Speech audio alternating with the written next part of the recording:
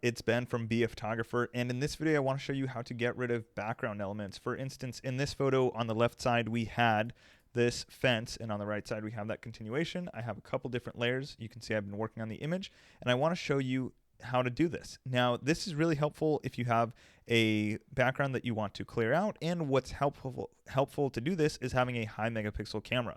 I shoot with a Nikon D750 typically. I don't even know the megapixel count. I think it's 24. And I shot these with a Sony a7R4. So that is a 61 megapixel sensor. You can see there's a lot of detail here that I have. You can see on the Ford emblem. We can see the detail sort of on the spinner. It's not even the sharpest shot, and I think it's downgraded a little bit, brought into Photoshop. But anyways, let me show you how to get rid of this. So what I'm going to do is click on the L tool to select, and then I'm going to simply click around on here and make our selection. Now, what this does is it makes a rough outline of the area that we then want the computer to fill in. So I don't even have to do this perfectly. You can see I can select around this rock here, and I'm going to select a little bit over it. We're going to select that there. Then the next thing you want to do is feather this just by a few pixels. So go to the help menu, type in feather. You'll see it's under select, modify, and feather. This is the best way to learn Photoshop features, by the way, is by typing in the word that you want. Then we have a feathered selection, so I'm going to do about 12 pixels. You can see it just smoothened out a little bit. And next what I'm going to do is, again, in my help menu, I'm going to type in content aware, and we can see content aware fill. Now it won't give us this option because the layer is not selected. So what we're going to do is select the layer on the right side. Now you'll see that we can click it, and it's going to make this window for us. You can see it did a pretty good job. Pretty solid job there. But everything that is in green is where it's going to pull from. So we don't want it to recreate metal from the car. We don't want rocks. We don't want curb. Essentially what we want is just the sort of plants and vegetation behind. So I'm going to erase all that. Then once it's almost all erased, let's leave a little bit, we're going to add using the plus brush. So we're going to switch to that in the top. Make that brush smaller with our bracket key. And now I'm going to just paint the area behind. So I can just go like this. And as we do this in real time, it's essentially going to compute what it should put over. And there we have it. So we're going to start with our first run. We're going to click OK. You can see it created a new piece for us. Then what I'm going to do is merge that with the bottom. So I'm going to select this new layer. I'm going to select the bottom, hit Command E. That's going to merge the layers. And then I'm going to do a content aware fill up here. So just select that. Now we can do fill, content aware. Boom. Now it looks good. We're going to get rid of this little piece of plant. Again, same thing, fill, content aware fill. And then on the bottom, I'm going to do that one more time. And now you can see we're about, 80% of the way there. This looks better already. We have that right side almost gone, but I do want to make this poster worthy.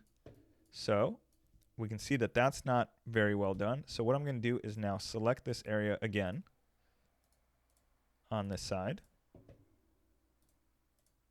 Make a rough selection. You can feather it. I'm going to actually not feather it this time. I do want it to be a perfect selection. We're going to hit J on our keyboard. And J is going to give us the patch tool. And I'm going to use the patch tool with content aware up here for patch content aware. I'm going to simply drag over on the right side. And now you can see it did a pretty good job of getting rid of that, except we have this sort of metal piece and we don't want that. So I'm going to move it over again. And I'm going to make my selection smaller. So hit L, hold Alt or Option on your keyboard. And now you can see it has the little minus around the lasso tool. So now all it's going to do is fill that area. So now I'm going to go to content aware fill one more time. I'm going to erase the green section from the metal of the car because I just want it to take some vegetation from behind.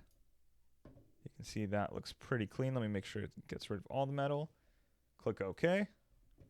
And now we filled that in. You can see there is this tiny bit. So again, I'm going to take these two layers, merge them together, and I could even just make a selection and blur it, but Why not? We have content aware fill, content aware.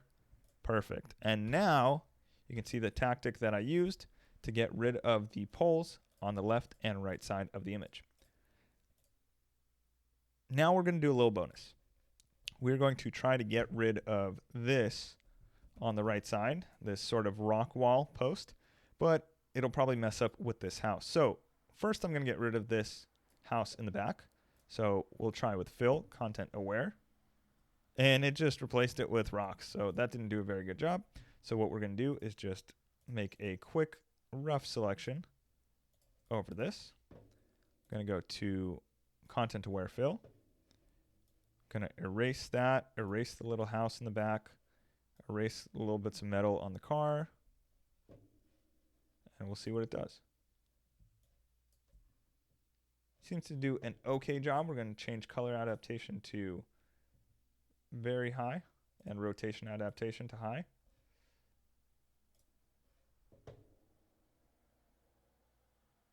I'm going to click OK. And that's what it made for us. Now I'm going to actually take all of this, duplicate and merge. Now I'm going to go to fill, content aware fill, and let the computer do its magic. So now we went from this to this.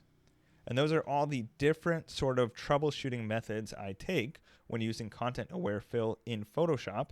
And you can do this with any image from any camera. It does not have to be a raw image. It could be a JPEG. You could do this from your iPhone, and you can get rid of backgrounds completely, get rid of those distracting elements, even remake trees and things. And that is how you do it. Hope this tutorial helped. If it did, leave a comment below, and I'll see you in the next video.